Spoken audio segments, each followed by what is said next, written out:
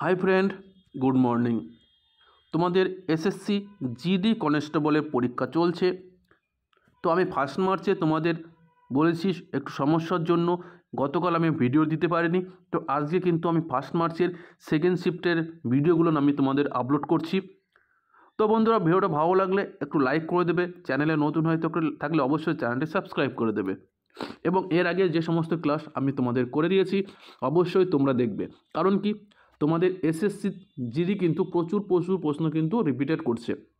তো আজকে 2 মার্চ আমি কিন্তু সেই 20 ফেব্রুয়ারি থেকে কিন্তু প্রতিটা শিফটেরই কিন্তু আমি ক্লাস করে দিয়েছি, যে কটা প্রশ্ন আমি সংগ্রহ করতে পেরেছি। তো অবশ্যই বলবো তোমরা 20 তারিখ এখন পর্যন্ত যারা পরীক্ষা দাওনি, তো 20 তারিখ থেকে কিন্তু সমস্ত প্রশ্ন কিন্তু সংগ্রহ করবে এবং দেখে যাবে। তো ওখান থেকে কিন্তু প্রচুর প্রশ্ন তোমরা পেয়ে যাবে। তো বন্ধুরা, চলো শুরু করা যাক প্রশ্নগুলো।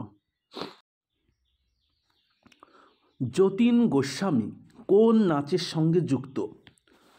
তো সঠিক উত্তর, যতীন গোস্বামী তিনি সাত্রিয়া নাচের সঙ্গে যুক্ত।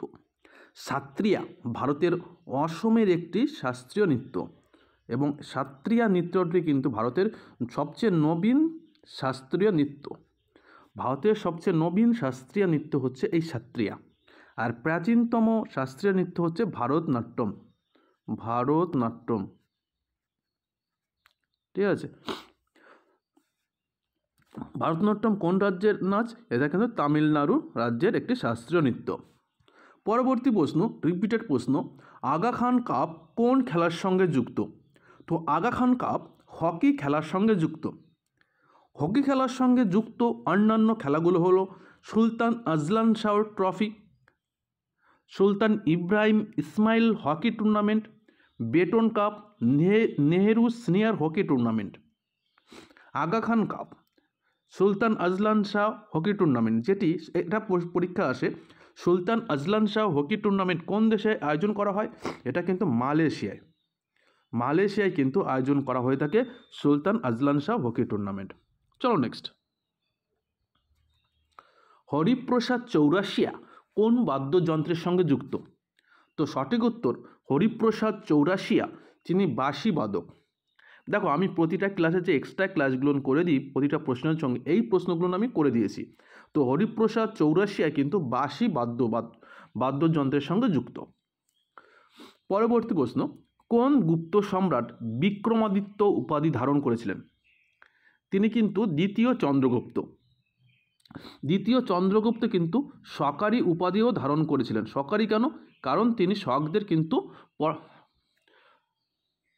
পরাজিত করেছিলেন, তাই তো। শকদের পরাজিত করার জন্য কিন্তু দ্বিতীয় চন্দ্রগুপ্ত শকারি উপাধি ধারণ করেছিলেন, এবং বিক্রমাদিত্য উপাধিটি কিন্তু দ্বিতীয় চন্দ্রগুপ্তর।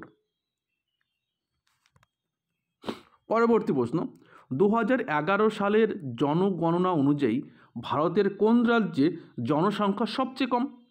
তো জনসংখ্যা সবচেয়ে কম সিকিম, আর সবচেয়ে বেশি জনসংখ্যা কোথায়? উত্তরপ্রদেশে। এটা হচ্ছে জনসংখ্যার দিক থেকে।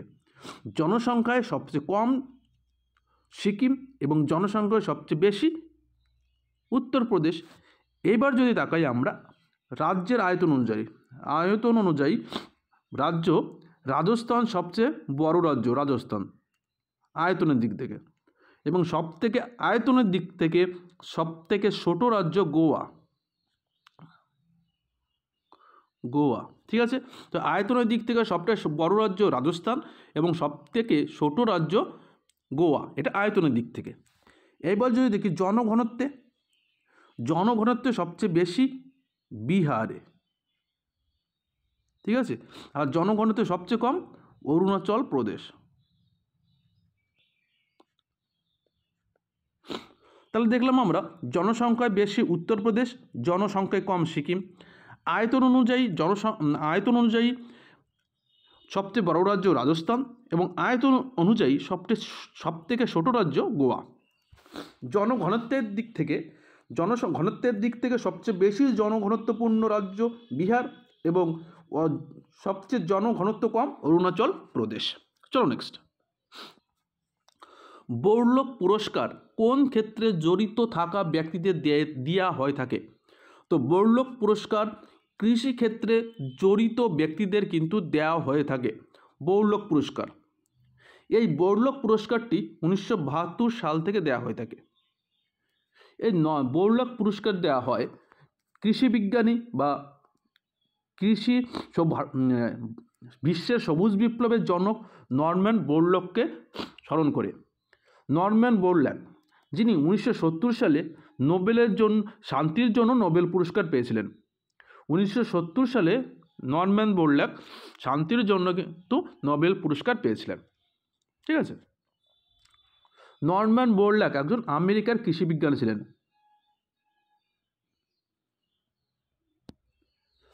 পরবর্তী প্রশ্ন, ক্রিকেট খেলায় স্লিপ এবং পয়েন্টের মাঝের ফিল্ডারকে কি বলা হয়? স্লিপ এবং মাঝের যে ফিল্ডারটা থাকে তাকে বলা গলি। স্লিপ, থার্ড স্লিপ এবং পয়েন্টের মাঝখানে যে জায়গাটা তাকে বলা হয় গালি। চলো নেক্সট। লোসুং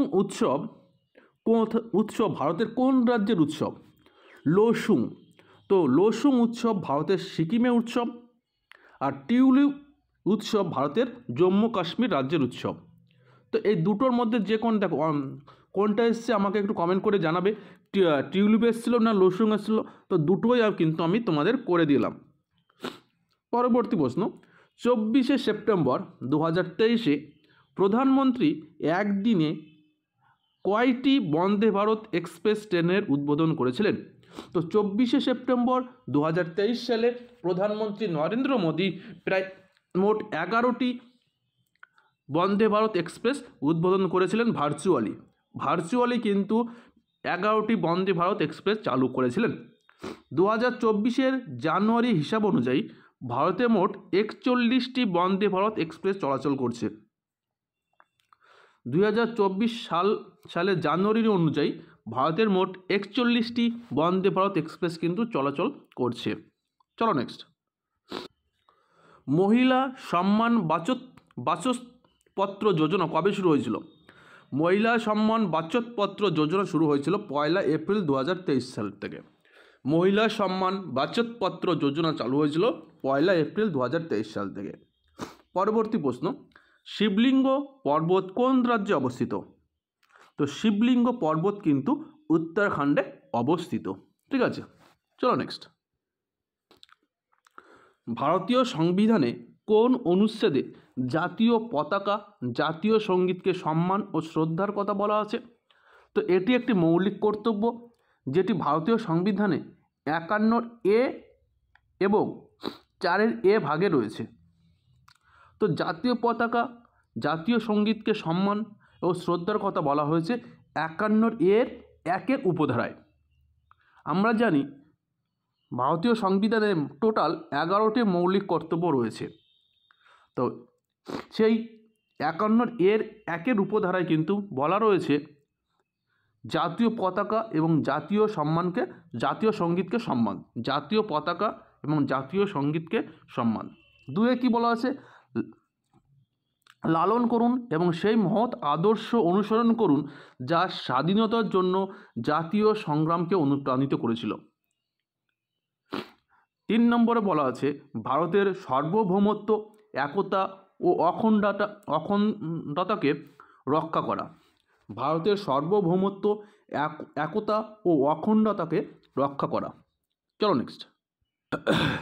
4-এ বলা আছে দেশকে রক্ষা করা এবং জাতীয় সেবা প্রদান করা যখন এটি করার আহ্বান জানানো হবে। 5-এ ধর্মীয়, ভাষাগত এবং আঞ্চলিক বিভাগীয় বৈচিত্র্যকে অতিক্রম করে ভারতের সমস্ত মানুষের মধ্যে সম্প্রীতি, অভিন্ন ভ্রাতৃত্বের চেতনাকে উন্নত করা এবং নারীর মর্যাদার জন্য অবমাননাকর অভ্যাসগুলো পরিত্যাগ করা।